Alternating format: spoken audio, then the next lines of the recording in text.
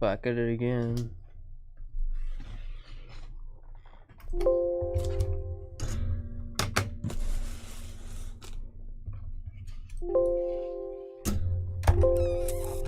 Shit.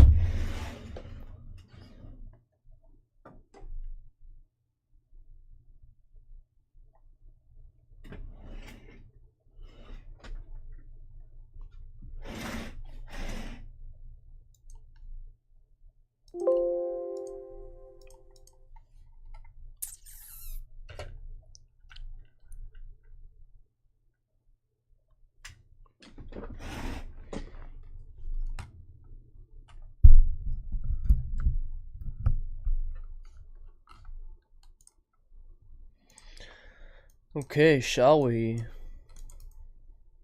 Shall we get into this shit? Let's see. Where should I start? Where should I start, guys? Serum, of course. Serum. How's everyone doing tonight? Holy fuck. Whoever's here early, appreciate you. Hope you're having a great night. Leave a like and subscribe. Leave a like and subscribe.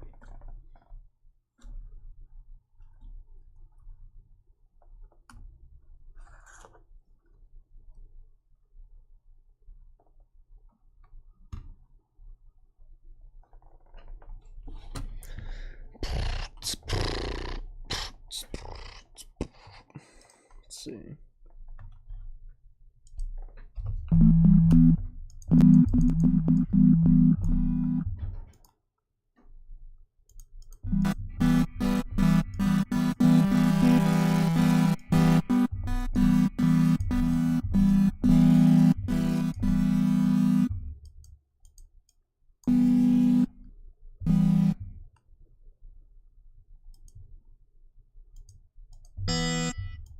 What the fuck?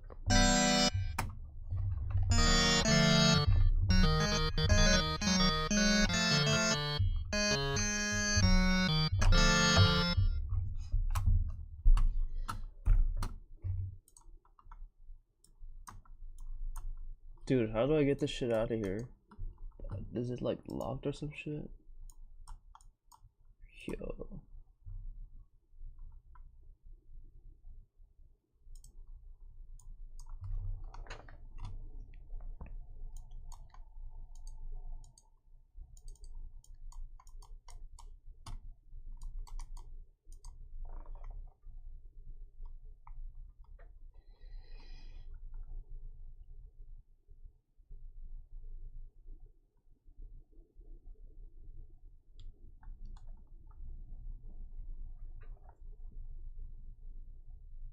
Huh.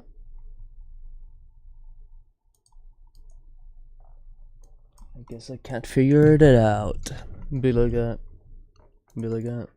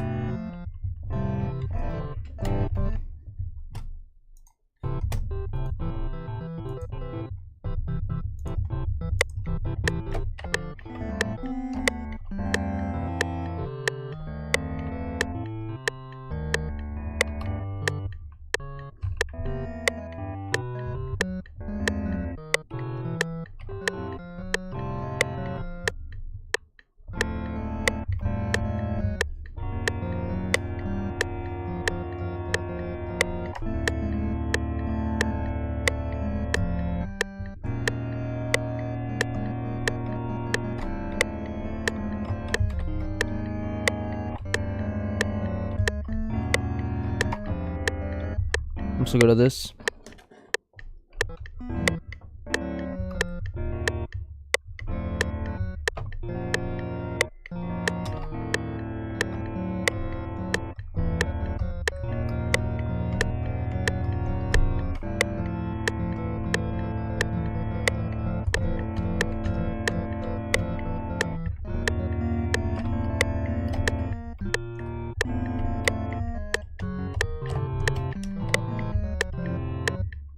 Huh.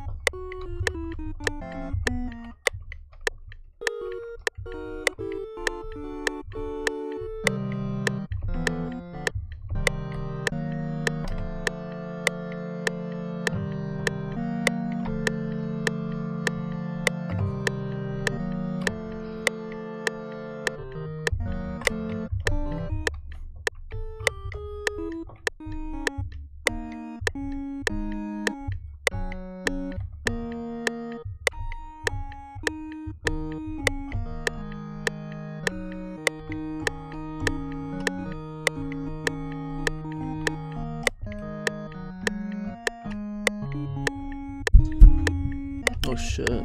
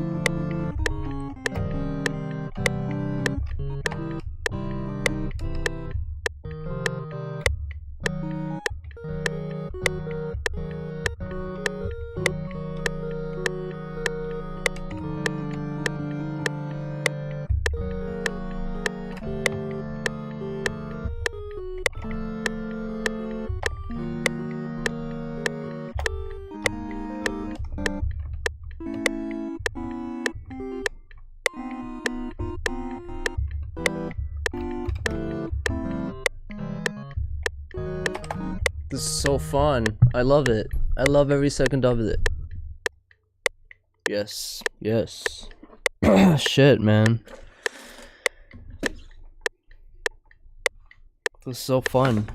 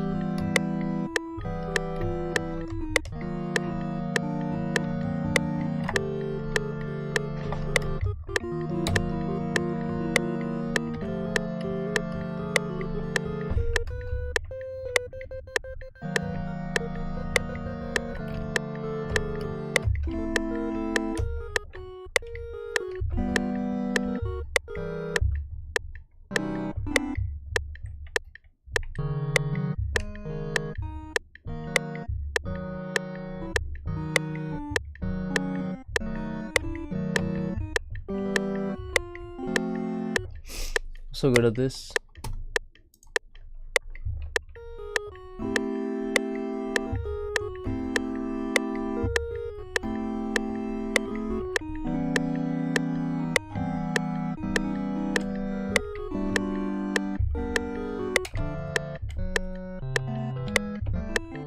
shit.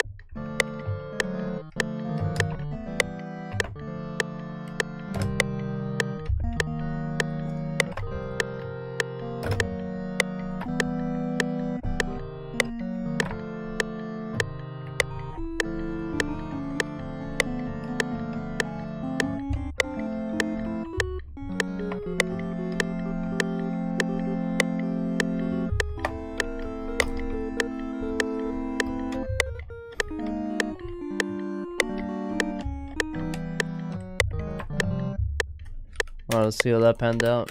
How that turned out. Amazing, probably, right? You would assume.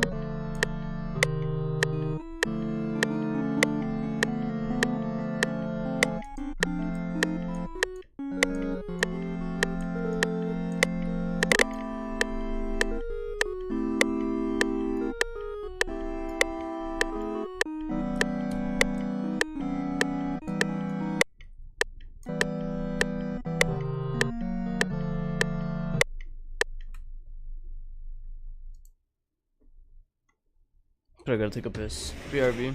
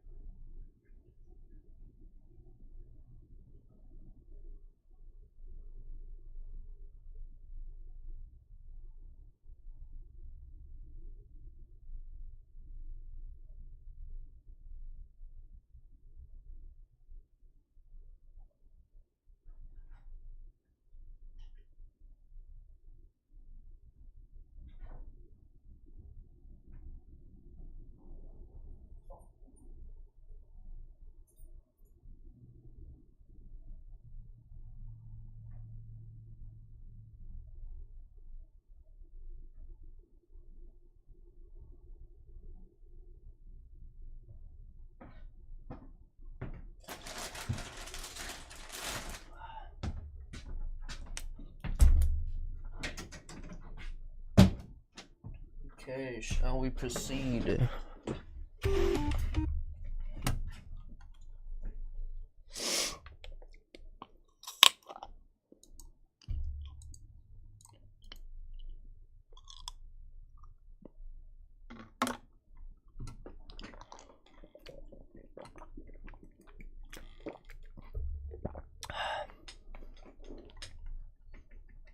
Let's see. Rich clips and audio tracks.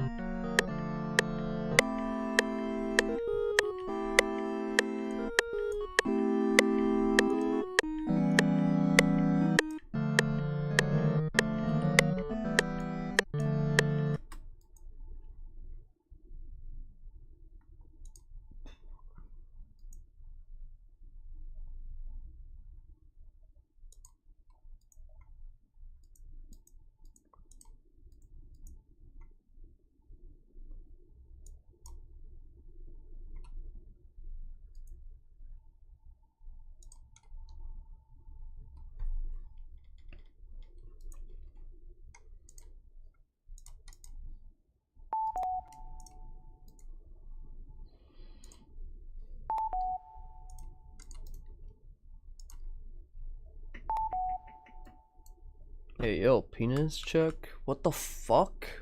What just happened, bro? That is nuts.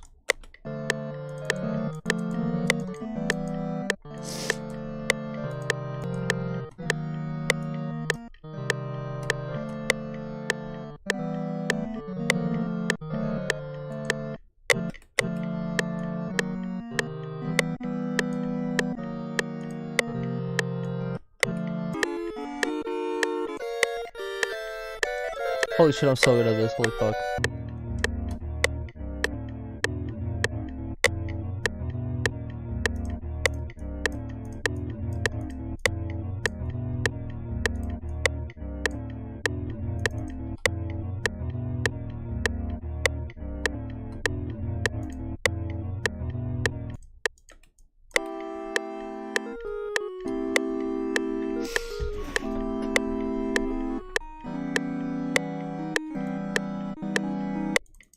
What happens if we reverse it? Ooh, something magical is gonna happen.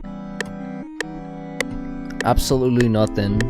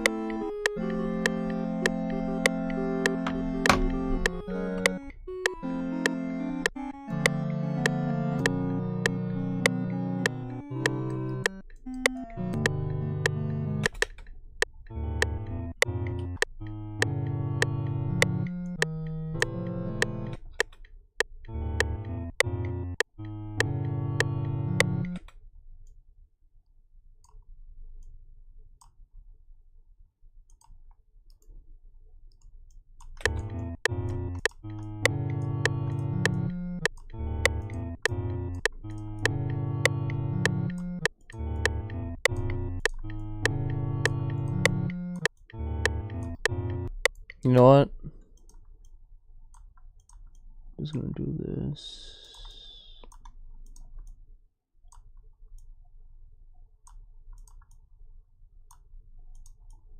Oh, that's good.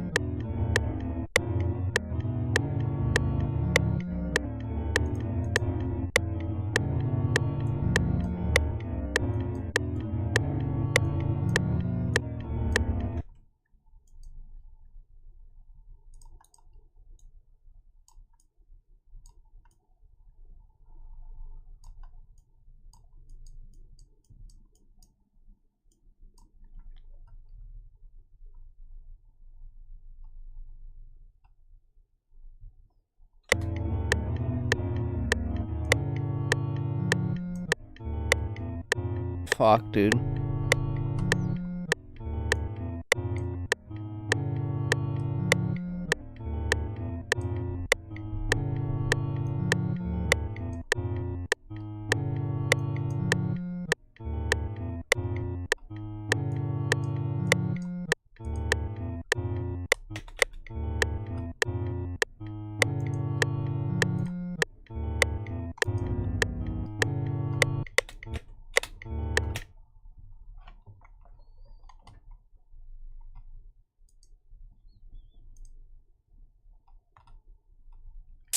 Shit, dude.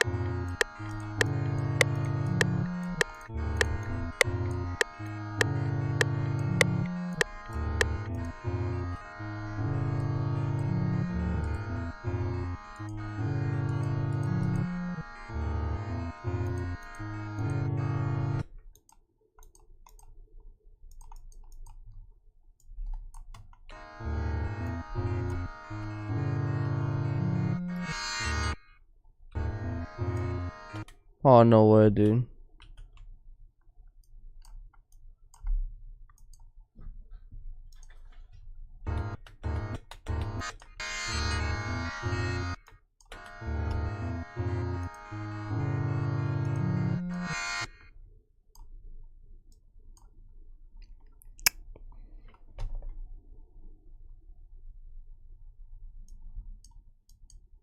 I need to look this up because, yeah, I need to look this up.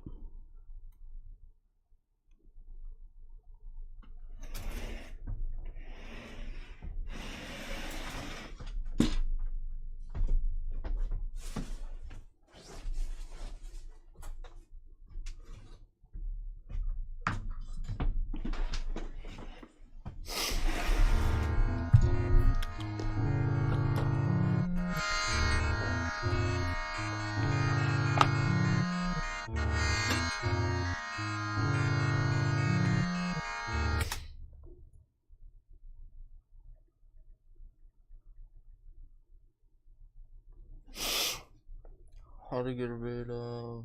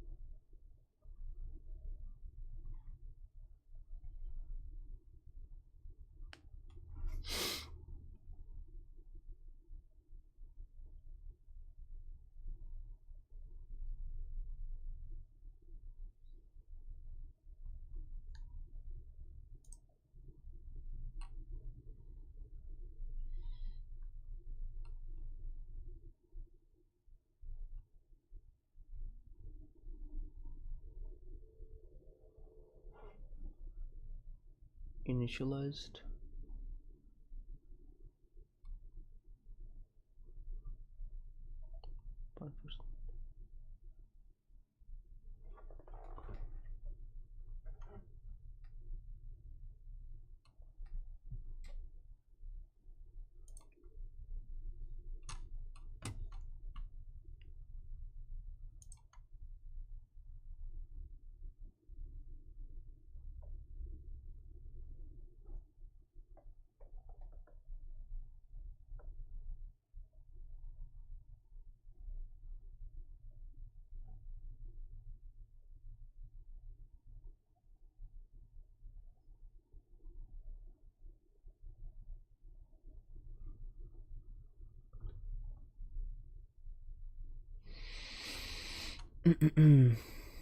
Render in the place. Is that it? Fuck it, I guess. Wow, that's cool. It's pretty cool, bro.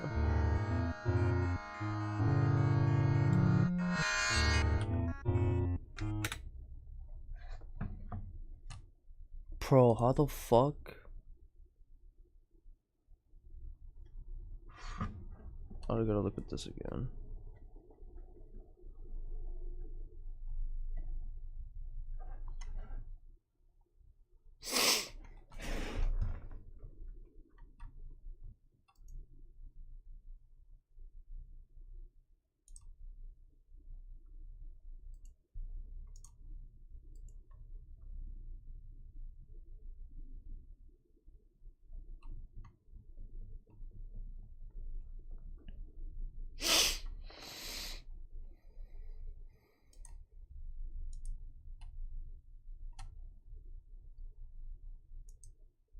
What is this?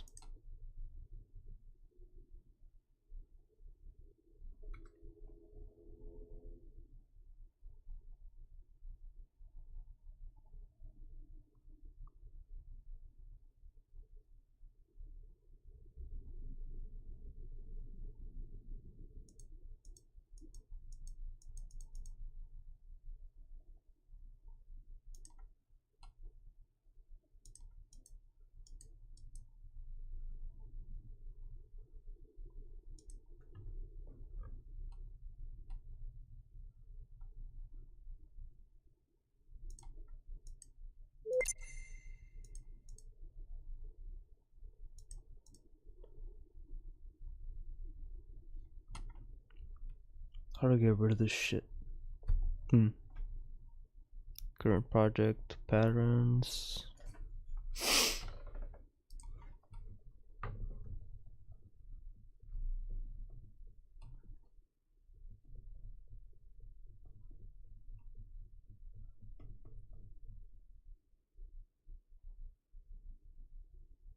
Transpose? No.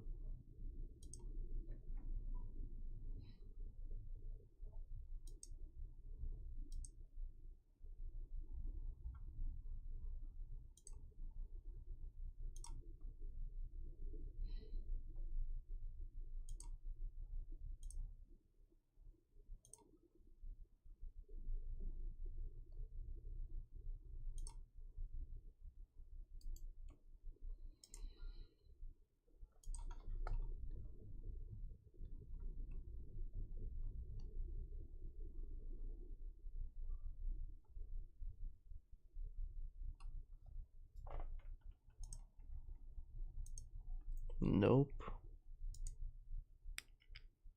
Bruh.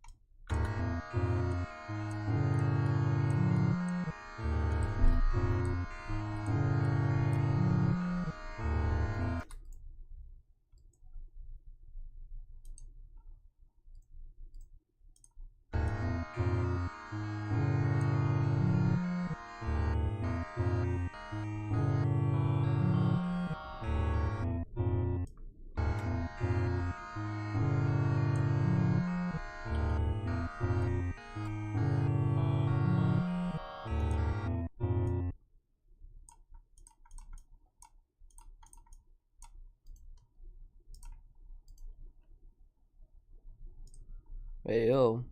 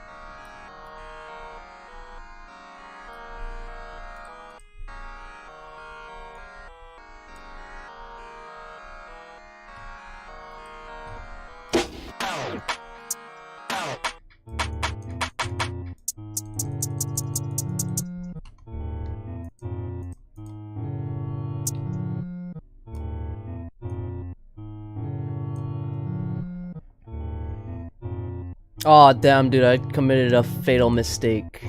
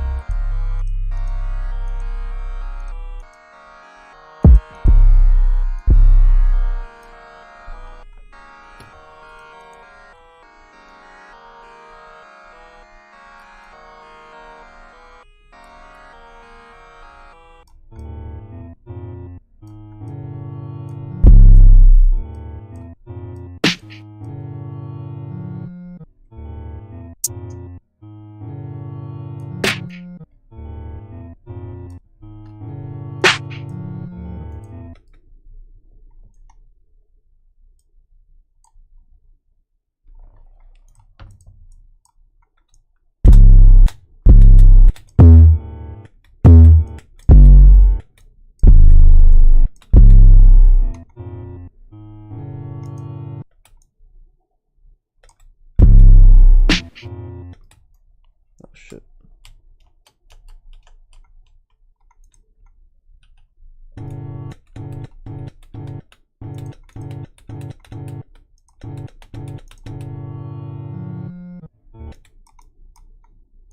Dude, how did I get this fucking thing out of here, bro? Drums.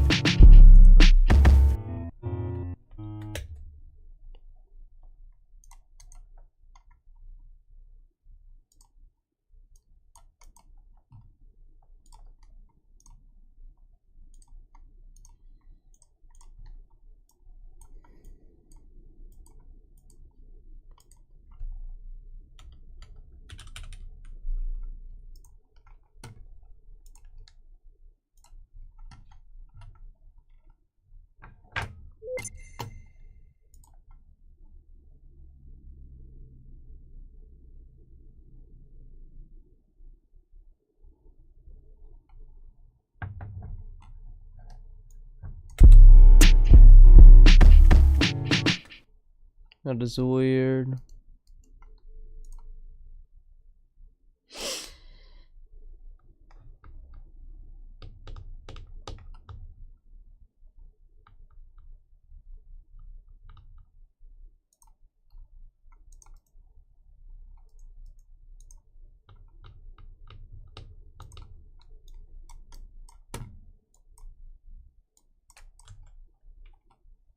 I don't get how I can't grab this shit.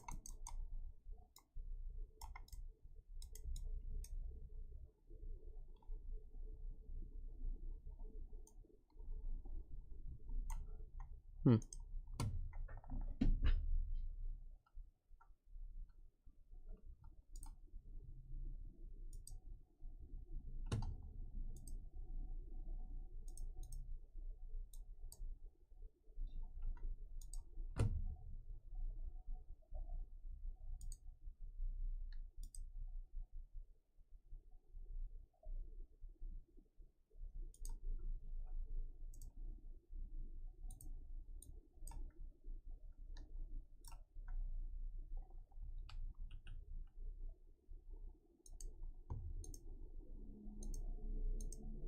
the fuck?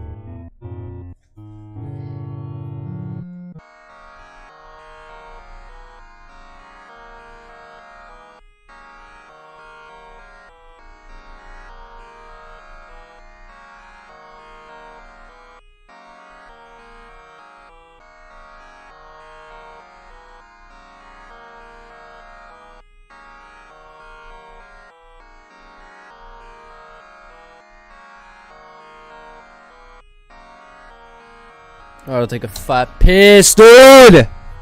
Welcome, whoever's in here. Appreciate you for coming. Like and subscribe. Welcome. Very appreciated. Hope your day's going good, and now I have to go to the bathroom.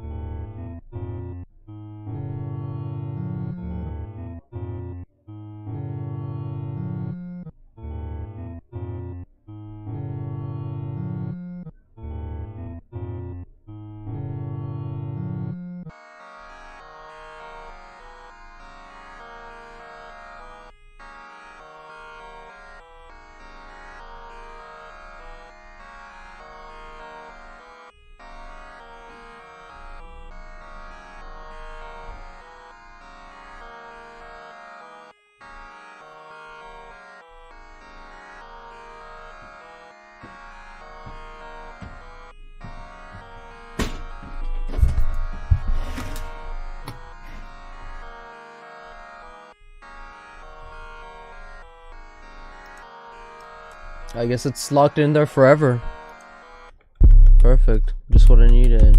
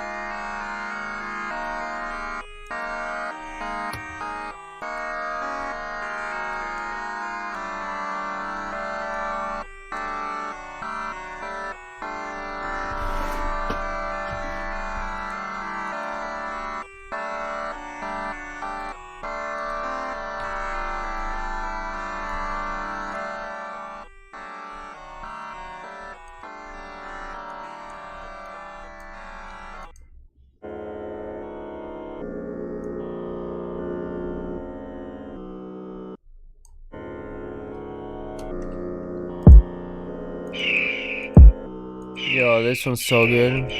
This one's so good, bro. Holy shit. This shit is good as fuck.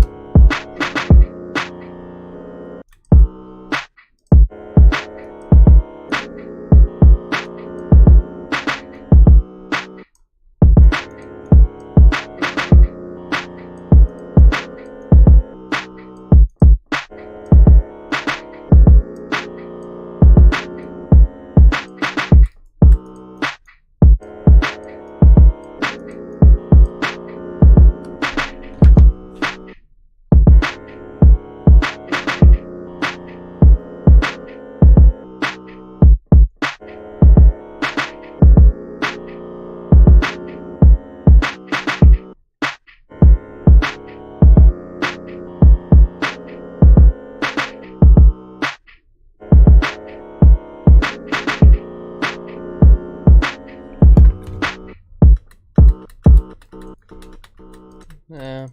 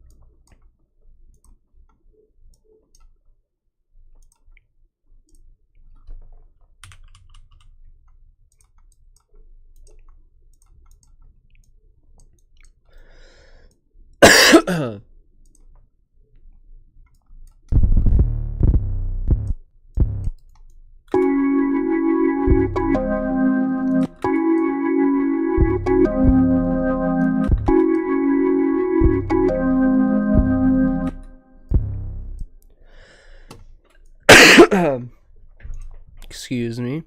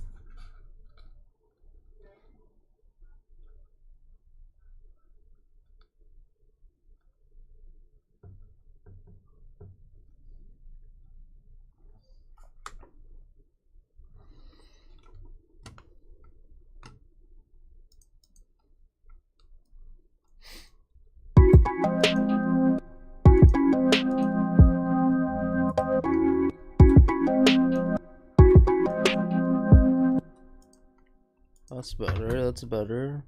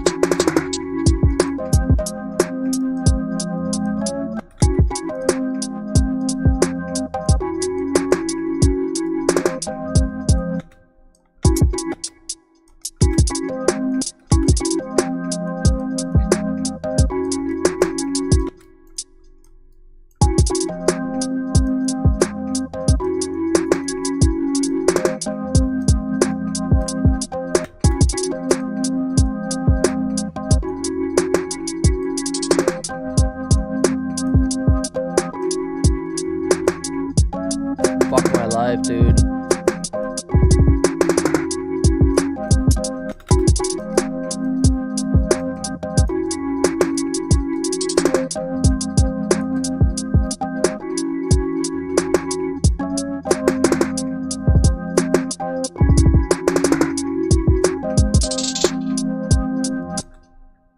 So good at this.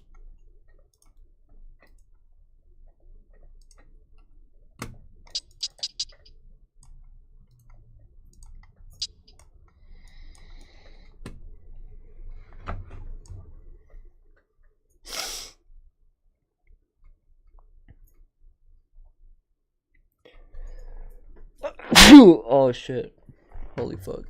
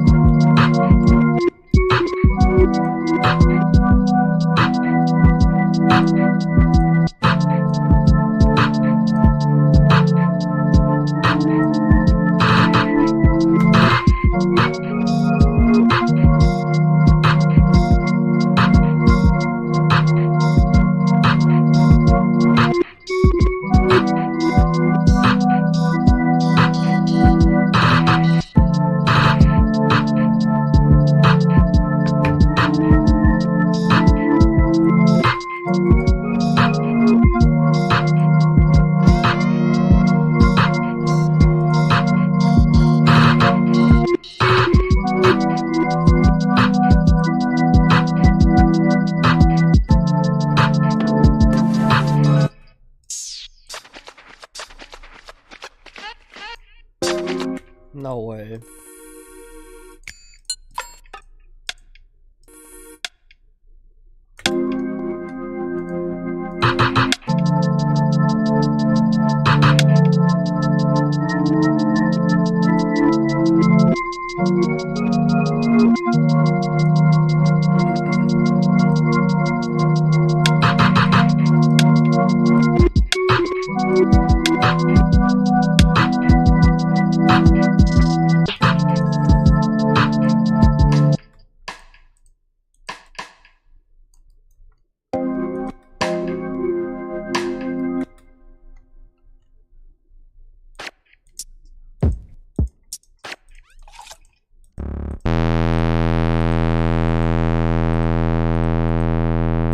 my ears. Holy fuck.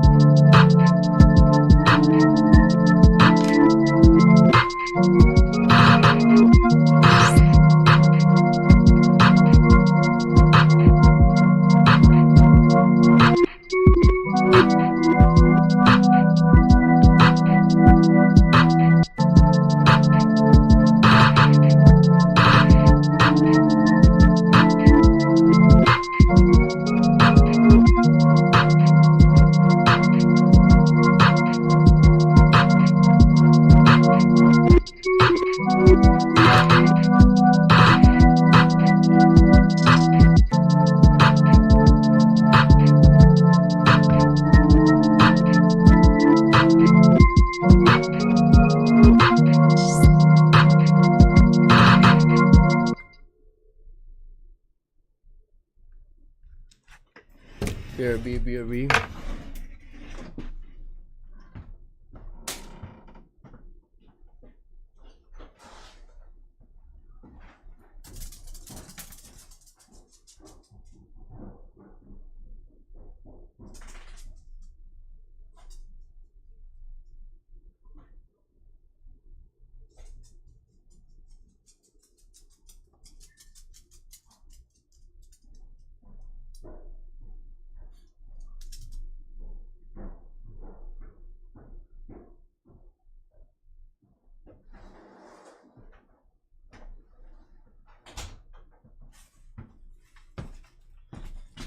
Okay, my food is here.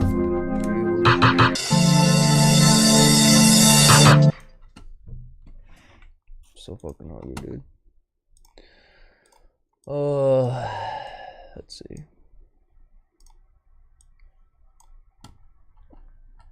Who the fuck is this guy? What the fuck?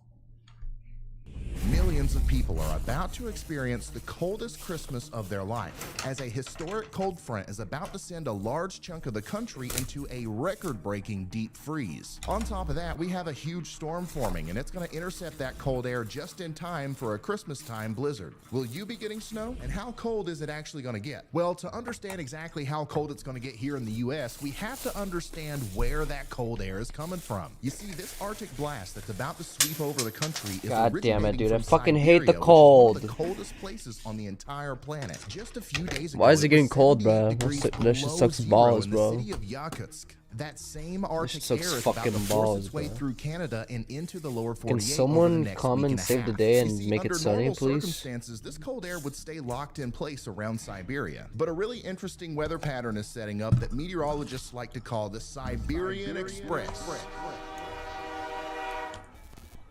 This train of Arctic air will be forced to leave the station as a blocking high pressure system from the North Pacific Ocean gets lofted up into Siberia. This high pressure is going to force the cold air out of Siberia, so where's the cold air going to go? The cold air is going to board the Siberian Express and follow the tracks laid down by the high pressure ridge. It'll follow a clockwise path up through the Arctic Circle, then down through Canada, and finally it'll chug down past the Rocky Mountains and flood into the central and eastern U.S. Right now, we're not exactly certain of how intense this cold air is going to be as it resonates over the US, but the GFS model has this big wall of cold air moving into the northwestern US on Tuesday into Wednesday, and then spilling over the Rockies into the plains on Thursday into Friday. Look at all that daggone pink. Entire states in the northern plains, central, and midwest regions of the US could be looking at 30 to 50 degrees below average temperatures during the peak cold time period. Then we see that cold air flow eastward as we head into Christmas Eve and Christmas Day. And the European model is looking pretty darn similar, but it's much faster in the overall progression of the fronts. Just look at that literal wall of Arctic air coming in on Thursday. This would be accompanied by strong winds as well, maybe even up to 60 miles per hour at times. This could actually end up being one of this winter's most extreme air masses. The record cold may reach as far south as Texas, with some models showing low temperatures at or below zero across the panhandle on Friday morning. And that's nothing compared to the wind chills. Look at this, 50 below zero in North Dakota, South Dakota, Wyoming, and Nebraska. How about negative 25 degrees in Arkansas? And as the cold air moves east, we could see wind chills in the negative teens as far south as into Tennessee. And with this cold air mass driving south, providing a chilly breeze, on Christmas morning, we could be looking at 10 to 15 degree wind chills in northern Florida. Here's a map showing where I think the coldest air is going to set up from Christmas Eve into Christmas Day. Areas in the cold zone will be noticeably chilly, but the closer you get to the coldest region, we're talking about sub-zero temperatures and a major spike in heating demand that could lead to power outages. So if you're really looking to ditch the coats and get away from that Siberian air, the Southwest looks like the place to be. So we have this huge historically cold wave of air settling in across the US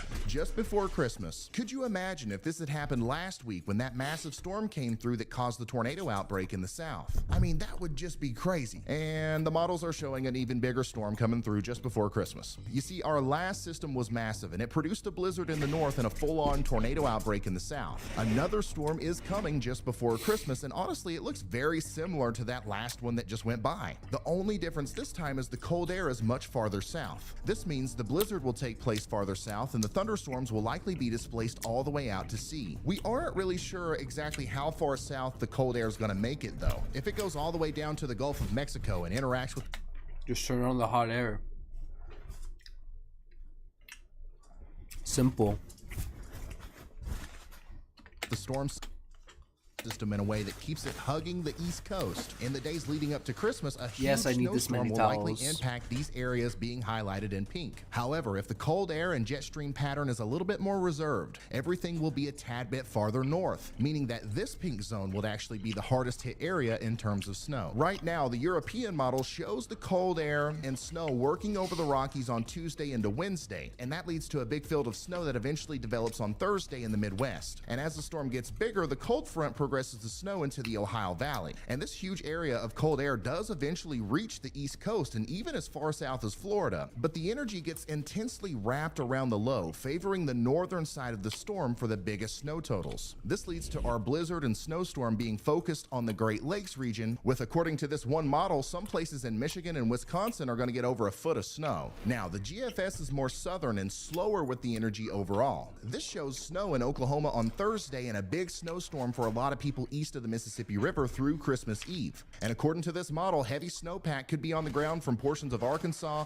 through Illinois, Indiana, Ohio, and maybe even up into the interior northeast on Christmas morning. Some models are still showing a more eastward progression given snow to the coastal cities, but most favor a more north and west track right now. With all that being said, this pattern overall reminds me a lot of the blizzard of 1978. That storm battered the Ohio Valley and Great Lakes regions with what is now known as one of the most severe blizzards in US history. Now, I'm not saying that this is going to be a repeat of that, but it does favor the Midwest and Ohio Valley over an East Coast snowstorm. It's very important to remember that we are still several days away from this actually happening, so there's a lot of moving parts and many things can and will change. But I promise you this, someone is going to get a massive Christmas time blizzard, and even more of you are going to see just a brutally cold Christmas overall. If you end up being in one of those groups, the smartest thing to do is to prepare now. You can do that by doing any last minute Christmas shopping before the Arctic air arrives. Go ahead and gas up the generator and just make sure that you're ready for the worst. And of course, we can't forget the most important thing. Get yourself a Yalameter 2.0 from shopryanhall.com. We all know that no matter where it hits, while this snowstorm is going on, Ryan Hall is going to be live.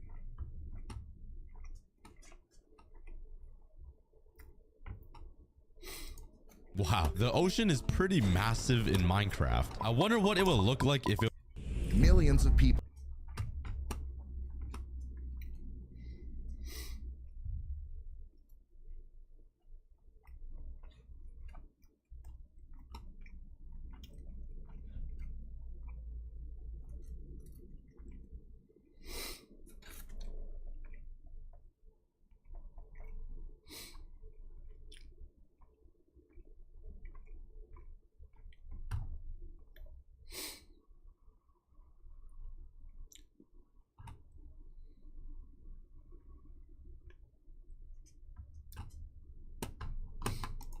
Vaporwave is a complicated aesthetic to talk about. It's like peering into another world, a nostalgic dream of a future that never existed. Overbearing pastel colors paint the ocean and sky. Outdated hardware is still commonplace, and consumerism runs rampant as you are bombarded with flashy brand logos. It's an overwhelmingly complex aesthetic with its own equally complex origins. But what's so special about Vaporwave? What makes it different than other aesthetics? Where did it come from, and what is it trying to tell us? My name is Polygon Donut, and welcome to the aesthetic of Vaporwave. In the early 2010s, many music artists started developing a new experimental style that developed into its own genre. The music consists of heavily distorted samples of nostalgic media and can sometimes be described as either relaxing and comforting or sad and lonely. The infamous Floral Shop album by Macintosh Plus released in 2011 and is often noted as the most influential Vaporwave album, but it's definitely not the originator as many others came before. One of the earlier examples being this video that uploaded in 2009 titled Nobody Here. This video stands as a lonely call to a scene that doesn't even exist yet, because there's quite literally nobody there. The creator of the video is known as Sunset Corp, which has many other Vaporwave style songs uploaded far before the Floral Shop album, so they're mostly credited as the real originator of the genre. As the music developed, the name Vaporwave was coined around 2011. It derives from the term vaporware, which means commercial software that is announced but never released, which fits with the themes of the aesthetic. But we aren't here to talk about the music genre. Today, we're going to focus on the visual aesthetic that was birthed along with it. Many of these early songs and albums featured peculiar artworks as the covers or distorted VHS renders as the video. This visual style developed along with the music genre into a very broad and complex aesthetic that consists of many different elements, so we're gonna break it down into a few main ideas that connect everything together. First up is nostalgia. Vaporwave music almost exclusively samples media from the 80s to 90s, so pretty much anything from this time period that's nostalgic is also used in the aesthetic. Windows 95 pop-ups and primitive low-poly 3D renders are used pretty often due to the rapid development of 3D rendering.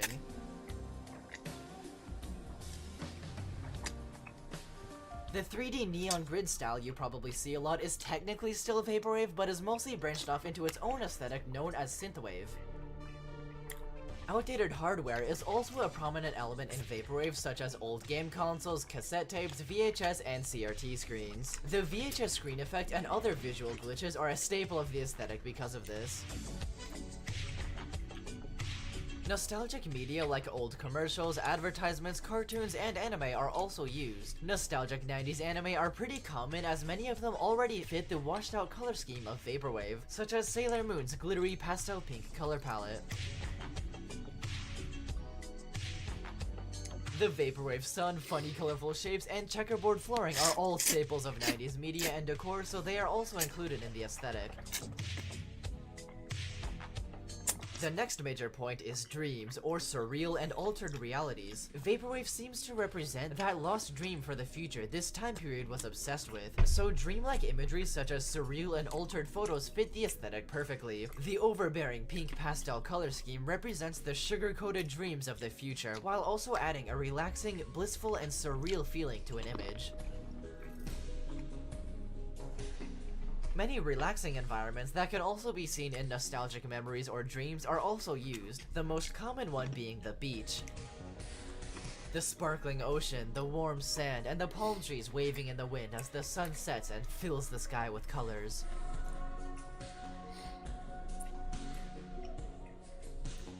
Clouds are also commonly associated with dreaming, so putting clouds where they aren't supposed to be adds to this feeling.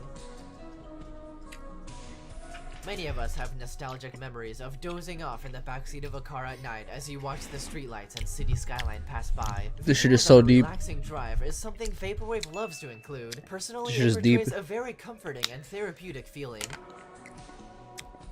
He's just like me. Sometimes the road He's is just like stretched to me. infinity with no end in sight, and sometimes it's in a virtual world or even the emptiness of space.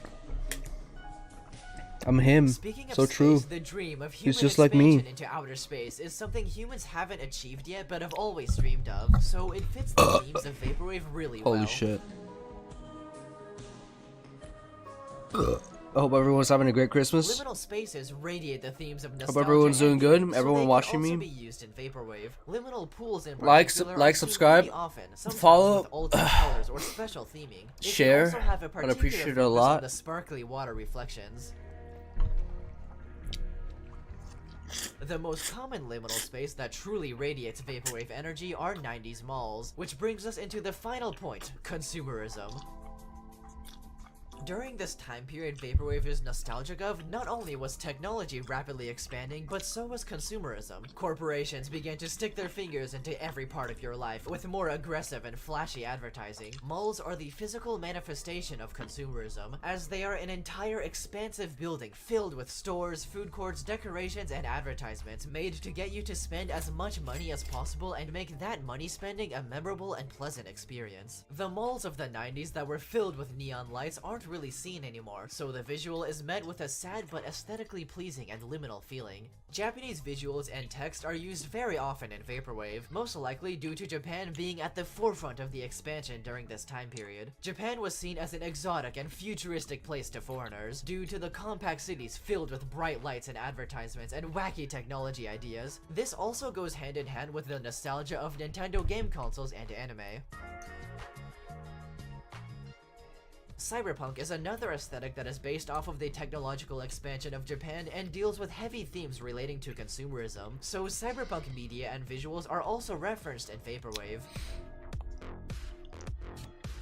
Brand logos and advertisements are seen very frequently in Vaporwave, with a few specific brands being a lot more common than others. Arizona green tea cans already fit the Vaporwave color scheme and feature a Japanese sakura tree in the design. Fiji water has really aesthetically pleasing bottles and are seen as the more expensive or elegant water brand, so its use in Vaporwave can sometimes be pretty satirical. That water is elegant. Elegance. Coca-Cola and Pepsi are two of the most popular drink brands in the world and have been for a long time. They've always had really flashy and aggressive marketing, and their old can designs are seen as nostalgic nowadays, especially Crystal Pepsi. McDonald's is one of the most popular fast food brands in the world, but specifically the Mac Tonight character is most oftenly referenced. Mac Tonight was very popular in the 90s and was featured in over-the-top surreal advertisements, but sadly this character is no longer used, so the nostalgia of him is met with a tinge of sadness. Solo cups have a very classic and nostalgic design that fits the Vaporwave color scheme perfectly. And finally, brand logos of nostalgic technology are also used, like Windows or game consoles like PlayStation.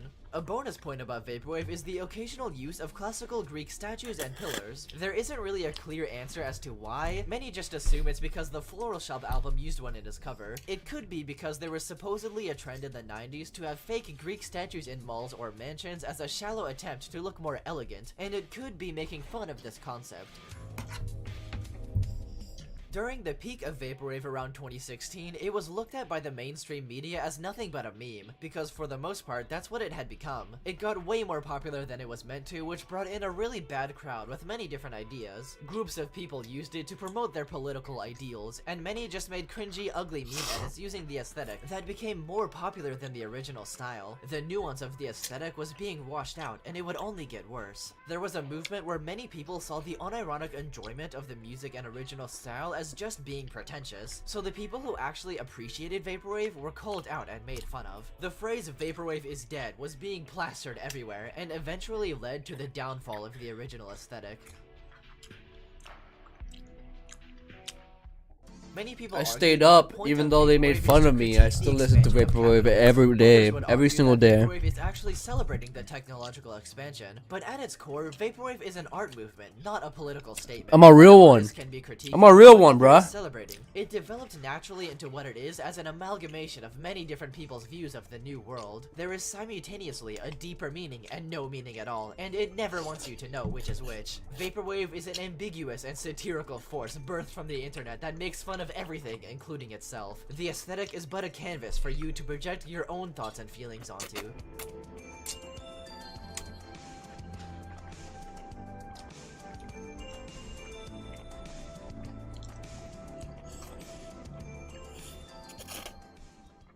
Thanks for watching this video, but before I go, if you want to be dripped out with Vaporwave style clothing, I highly recommend checking out the sponsor of today's video, Vapor95. Pretty much all the visual cues of Vaporwave and more can be found in the shop. There's really something for everybody. I got a Vaporwave bed setup, some cool shirts, water pants, and Arizona green tea shorts. If you want a sweet 15% discount on literally everything, use code POMGON at checkout or the link in the description. Also, if you liked this video, make sure to like and subscribe and check out my other aesthetic videos if you're interested. Also, comment down below your favorite thing about Vaporwave. Okay, bye!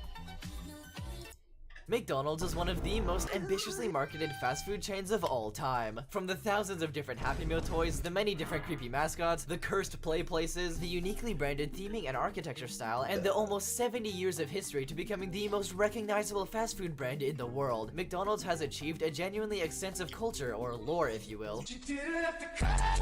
When a restaurant chain becomes so huge that there's over 38,000 locations around the world, it's a given that some of them are gonna be a bit weird. There's a Twitter account known as Non-Standard McDonald's that's been dedicated to documenting these McAnomalies for the past 2 years. Today, we'll be taking a look at the most peculiar and out-of-this-world McDonald's restaurants, from cursed to blessed to maybe a bit of both. As we go through these, we'll also be adding them to the Mc chart. By the way, this Mc video is not endorsing or praising McDonald's in particular, as it is just made for entertainment purposes. Okay, let's begin. First, let's take a look at what a normal McDonald's restaurant looks like. To figure out what the most normal designs were, I went on Google Earth, zoomed into random locations, and searched for the nearest McDonald's. What I found is that there's quite a few different standardized designs around the world. One of the most common designs I found is this one with a yellow arch above the roof. There's also this roof design that could come in different colors with a pretty common green roofed version. There's a pretty boring blocky modern design with a cool big red rectangle, then an even more boring modern design with some of the better ones having a red roof. And finally, I saw this red brick design a few times. Many of the default McDonald's can also have a play place either located inside or outside. POV, you're stuck in a McDonald's play place. Other than that, everything else is restaurants located inside a store/mall. All of these normal locations will be placed at the Mc entrance. Getting a little funkier, we have the Mc City. The locations in this zone are a product of many cities around the world having strict architectural rules that buildings need to follow, or they were old buildings transformed into a McDonald's later on.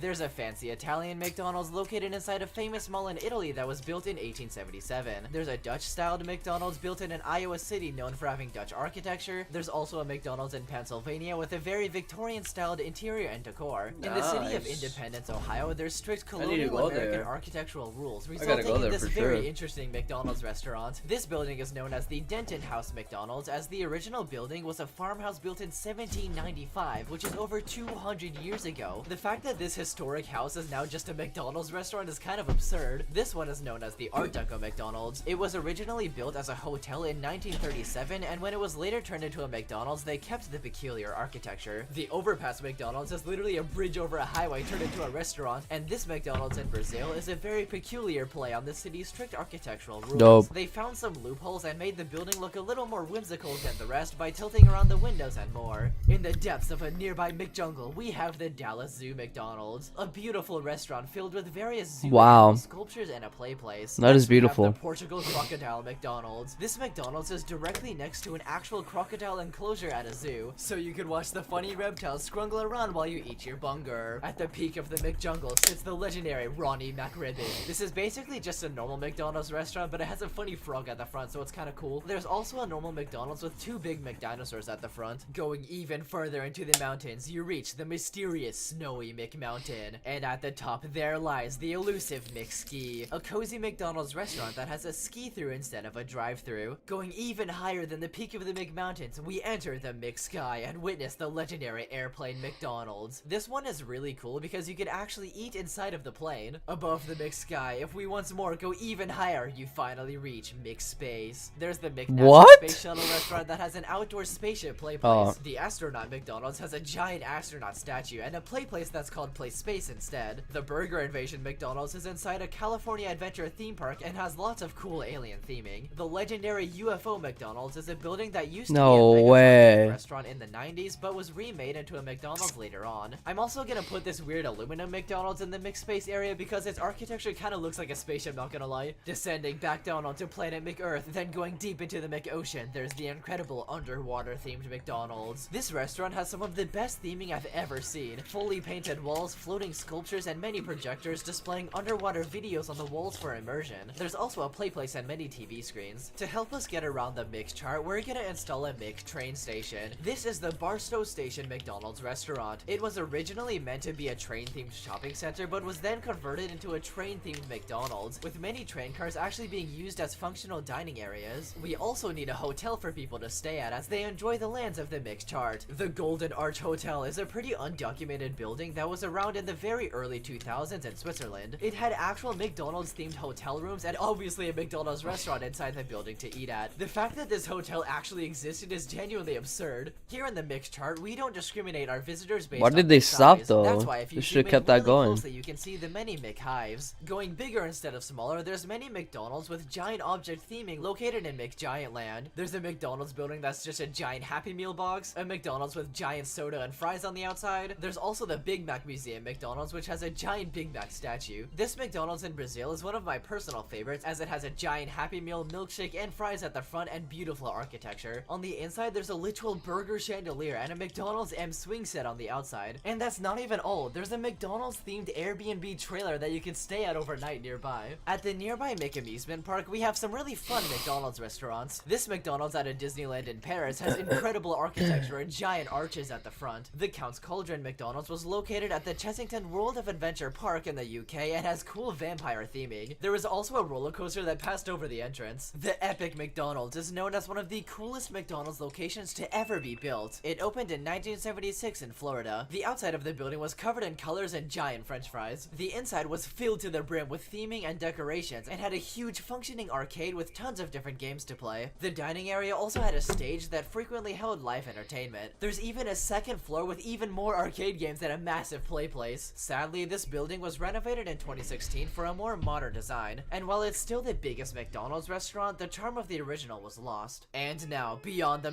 Point of no return, we enter the haunted McForest. This area is abandoned and off-limits due to the terrifying creatures that roam the lands. This McDonald's in Alabama has a statue of one of the mythical creatures. This creature is an evolved version of a boll weevil insect infused with McDonald's DNA. The next cryptid is known as the Tree Ronald. One day, one of the trees in front of this restaurant grew into the shape of Ronald McDonald instead of a full tree. Soon after, many calamities befell the nearby restaurant, such as the ice cream machines breaking down even more than they used to, and night shift employees suddenly disappearing while taking out the trash. Going back into McSpace, there exists a mysterious wormhole to an alternate reality. Within this portal, you can witness many McDonald's that exist in different realities where the details are slightly different. In this reality, the McDonald's logo is a singular arch instead of two. In this one, all of the seats are just replaced with saddles. There's also many realities where letters in the name are switched around, such as WickDonald's, Ekdonald's, MoDonald's, and WhackDonald's. In the final alternate reality, on the planet of Nern, in the land of Tamriel, deep into the province of Morrowind, there exists a singular McDonald's restaurant. And now, when we keep going further and further into interstellar McSpace, we pass by McStars, then McGalaxies, and then we reach the edge of the McUniverse. These are the furthest places the influence of McDonald's has spread to. In fact, they are so far away that they have never been seen by human eyes, so we need to use AI generation to get visuals of these locations. On a rocky planet similar to our moon, a McDonald's sign lights up the sky. As you can see here, it says McDonald's twice on the sign, once in English and once in the local alien civilization's language. On a planet on the brink of collapse, there's a McDonald's labeled as McEnd. And finally, there's an abandoned planet with an old McDonald's play place labeled as McDecals. Ayo, the McChart is finally complete. Thank you for watching this Mc video. Remember to Mc like or Mc subscribe or support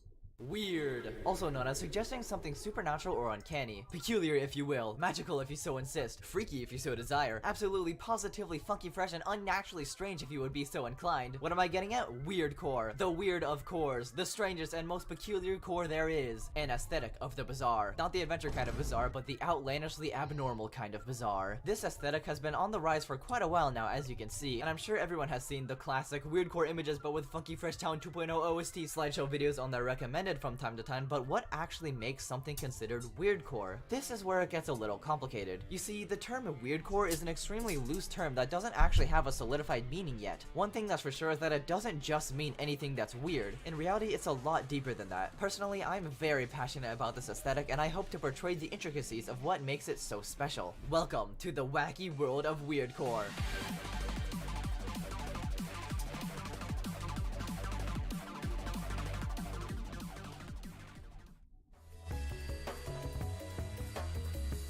The aesthetic of weirdcore as we know it today is said to originate soon after the dawn of time, aka 2017, but in reality this aesthetic has pretty much been existent ever since the early internet. It's only recently that it actually started to be recognized as its own aesthetic. Weirdcore games such as LSD Dream Emulator literally came out in the 1990s, but nobody actually called it weirdcore yet. Weirdcore is an aesthetic that is centered around invoking feelings of confusion, disorientation, nostalgia, or even a dreamlike feeling. It can make you feel uncomfortable or very comfortable, depending on what connection you have with the elements of a specific image. Visually, the images are inspired by the early ages of the internet. They're usually very compressed, which leaves the intricate details up to the viewer's own mind to fill in. They can also feature nostalgic graphics and edits such as weird borders, word art style text, and badly edited visuals. The pictures themselves are often uncomfortably framed pictures or liminal spaces to give it that dreamlike feeling. The subject of the images is always something completely random, out of context, and vague, with supporting text to make the already non-existent context even more confusing. A good weirdcore image feels like a snapshot of a fever dream you had as a kid. The feeling of dread as everything you find familiar slowly morphs into something it's not, making you question whether or not you were experiencing reality. But sometimes it can be comforting. It can portray the blissful feeling of a nice dream, the sweet nostalgia of being a child. But there's always something off, something missing. Maybe the door opens to sky instead of outside. Maybe things are labeled what they're not.